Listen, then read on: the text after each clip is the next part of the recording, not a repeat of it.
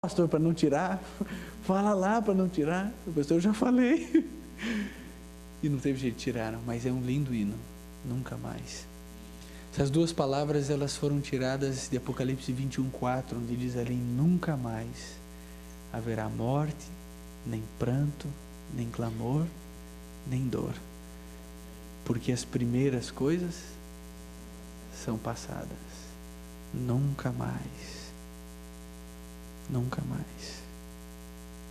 Você sabe que no céu ainda existirá lágrimas, né? Quando eu e você formos transformados e arrebatados com o Senhor nos ares, nós iremos para o céu. E lá no céu, o que nós faremos durante aqueles 1000 anos? O que nós faremos? Nós vamos, né? Responde assim, né? Porque se for errado, já, né? O que a gente vai fazer no céu durante os 1000 anos? É isso aí. Vamos lá.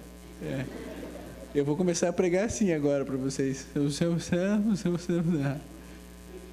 Durante os 1000 anos no céu, nós seremos co-participantes do julgamento dos ímpios, certo? Deus estará nos mostrando, nos revelando a sua justiça e a sua misericórdia e todo o esforço monumental que Ele fez para salvá-los, mas que é o motivo pelo qual elas não estão lá foi pelas decisões e escolhas que elas tomaram. E vocês acham que nós faremos isso com alegria? Você acha que você perceberá alguém que você ama que não está ali com prazer?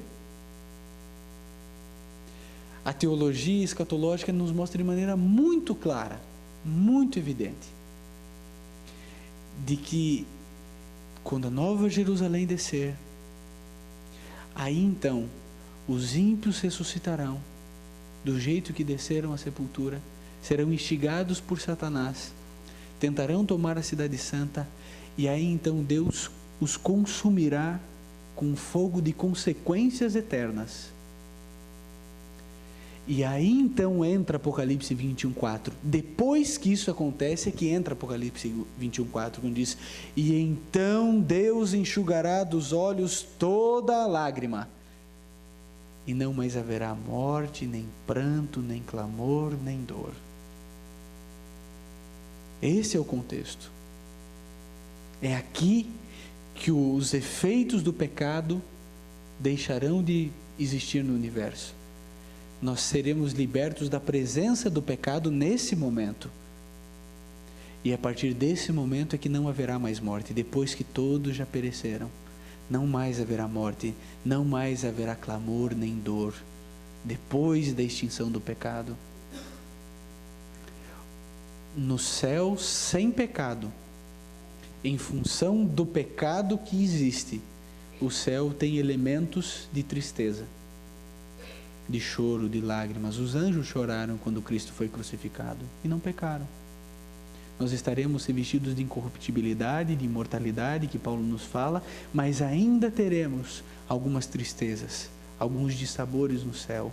Embora cheios de perfeição e de felicidade, nós também ainda naquele momento saberemos o que é dor, o que é tristeza, o que é saudade.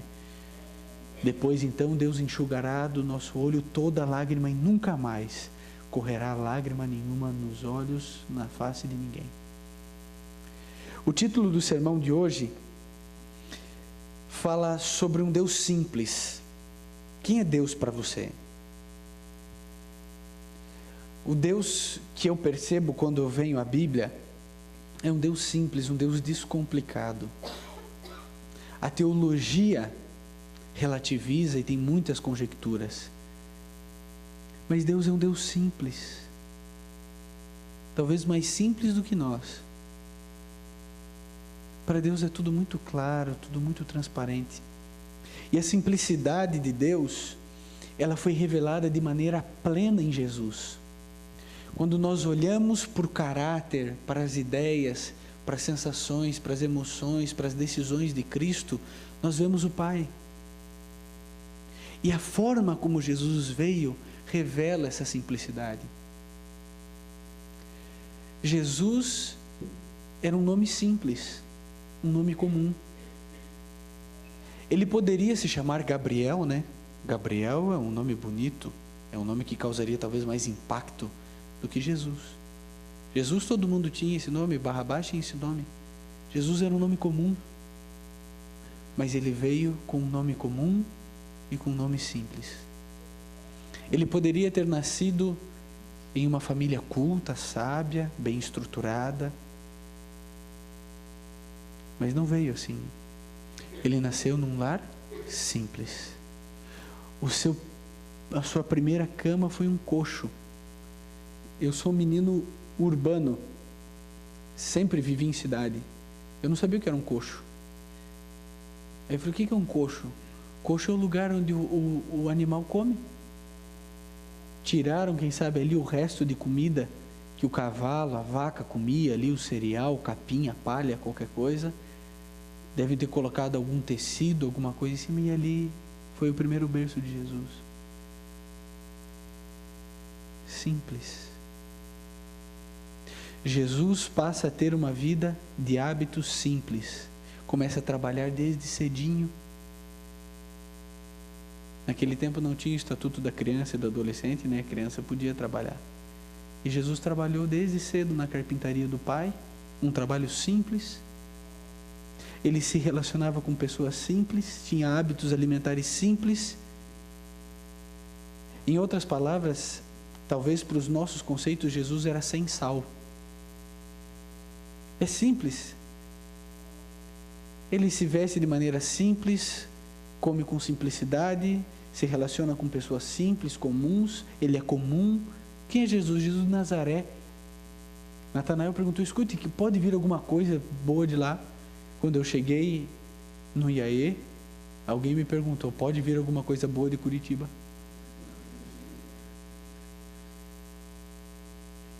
Jesus era assim simples. E na hora dele escolher os seus discípulos, ele não escolheu aqueles que tinham maior eloquência, ou conhecimento acadêmico, ou que tivessem um bom relacionamento nos grandes órgãos do governo romano, nada disso. Ele começou a escolher um pescador, depois escolheu ali um indivíduo que sabia um pouco de medicina, depois buscou outro, depois aqui, depois ali. Jesus escolheu pessoas simples. Deus não escolheu pessoas sofisticadas.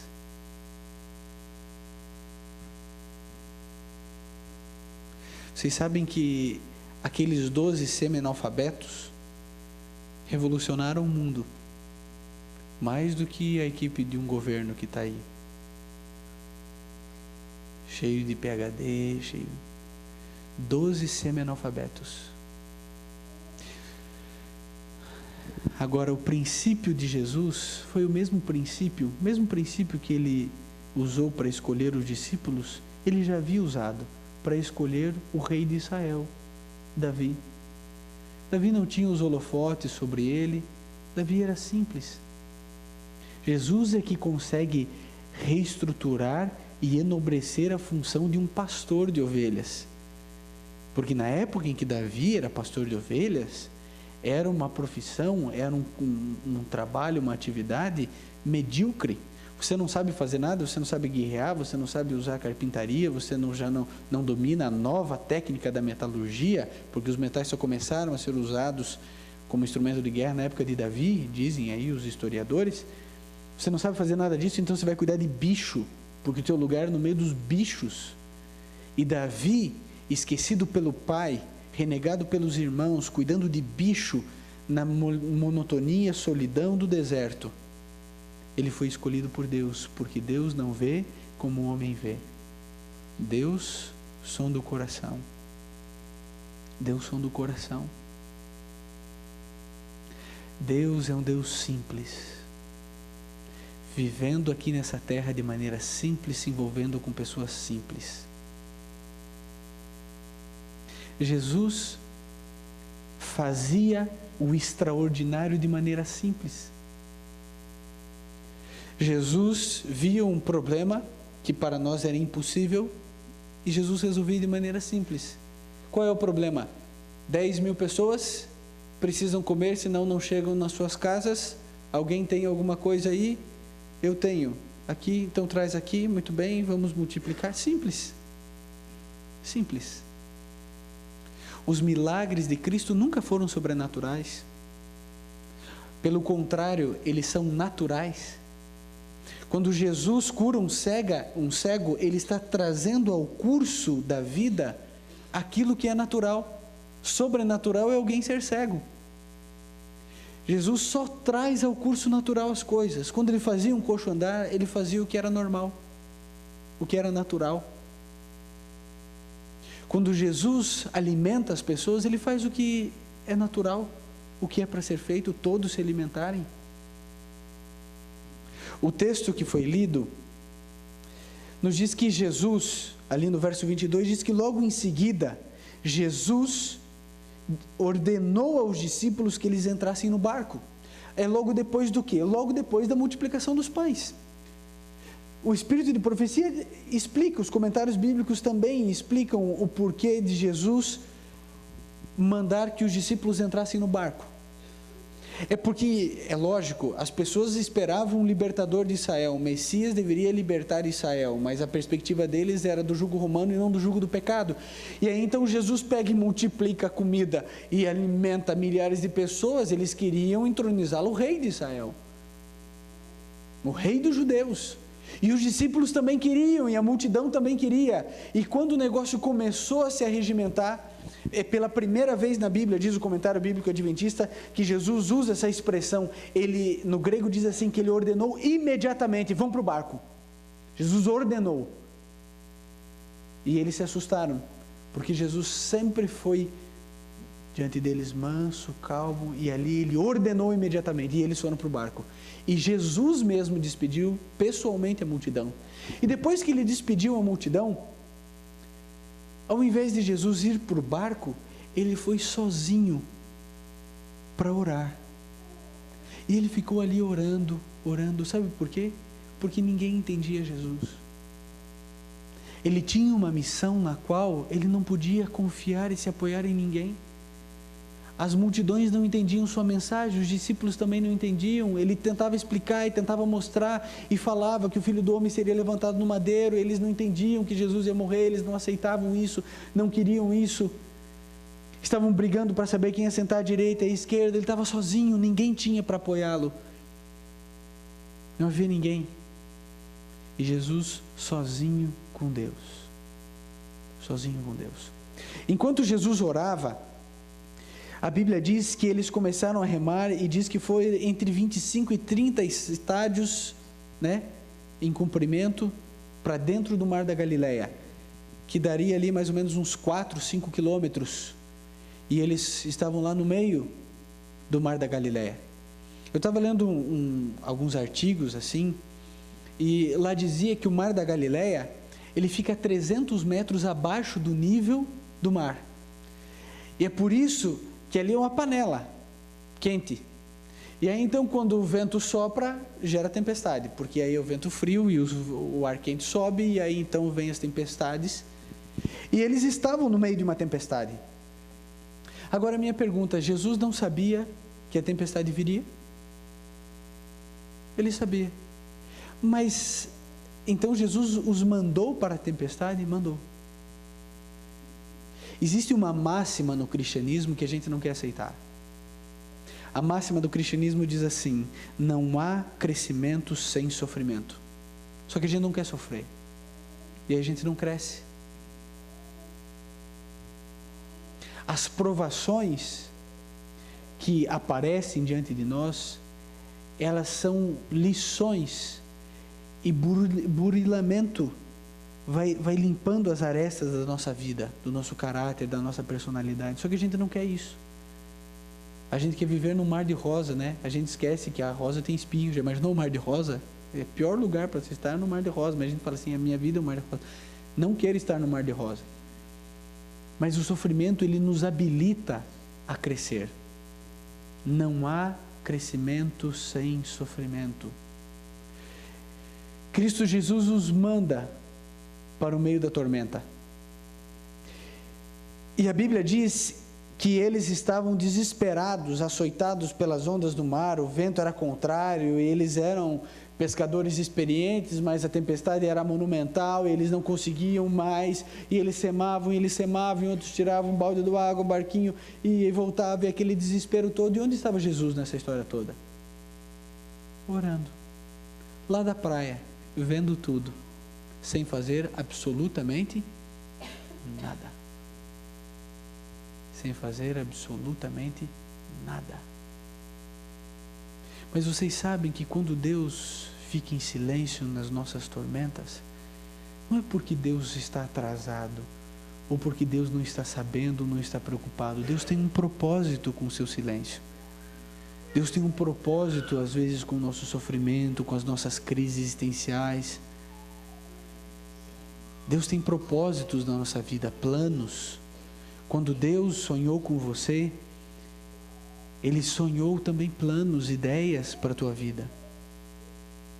Deus não colocou você no mundo e diz assim, que aconteça o que aconteça. Ele tem sonhos, planos específicos para cada um de nós. E quando Deus ficou ali parado, vendo tudo aquilo, e os discípulos pensando que iam morrer, e aquela luta, aquela angústia, o Espírito de profecia diz que Jesus só se levantou de onde ele estava quando chegou um momento, quando os discípulos largaram os remos, e eles falaram assim, por nós vamos morrer. Quando eles largaram os remos e reconheceram que por eles mesmos eles não conseguiriam nada, eles iriam morrer, aí Jesus se levanta. Às vezes Deus espera que eu e você larguemos os remos, né? A gente está desesperado no mar da Galileia da vida, desesperado, remando sem força. Deus está esperando você largar o remo e confiar. Largue o remo. Deixe Deus pegar o timão. Deixe Deus guiar. Deixe Deus conduzir. Entrega. Vocês sabem por que nós não temos coragem de entregar as grandes decisões da nossa vida para Cristo? Porque nós não entregamos as pequenas. Quando nós ligamos a televisão, nós não colocamos Deus no meio. Senhor, é bom assistir isso ou não é bom? Isso é tão irrelevante. Eu sou uma pessoa centrada, eu sei fazer a triagem daquilo que eu assisto, daquilo que é bom, daquilo que não é. Eu estou no remo, eu estou no comando. A gente não coloca Deus nas pequenas decisões, e quando chegam as grandes decisões, nós não temos coragem de entregar nossa vida a Ele. E aí a gente morre. A gente tem uma expressão que diz assim, a gente dá com a cara na parede. Já deu com a cara na parede alguma vez? É a pior coisa que tem.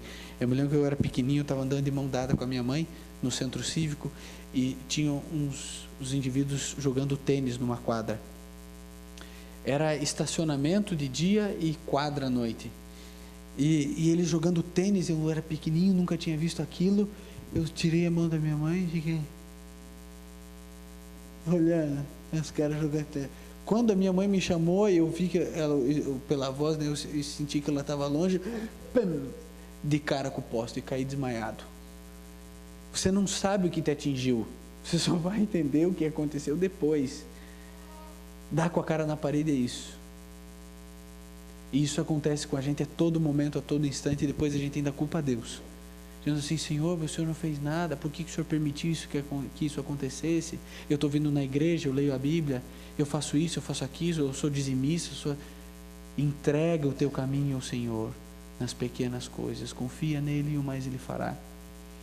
O texto continua dizendo que Jesus então começa a caminhar no meio da tempestade. Imaginem a cena, né? Aquelas ondas anfractuosas, os relâmpagos, os raios, trovões, noite, escuro, breu, ninguém, e Jesus começa a caminhar, e eles só conseguem ter qualquer tipo de visão quando tem algum raio, e quando deu um raio, eles viram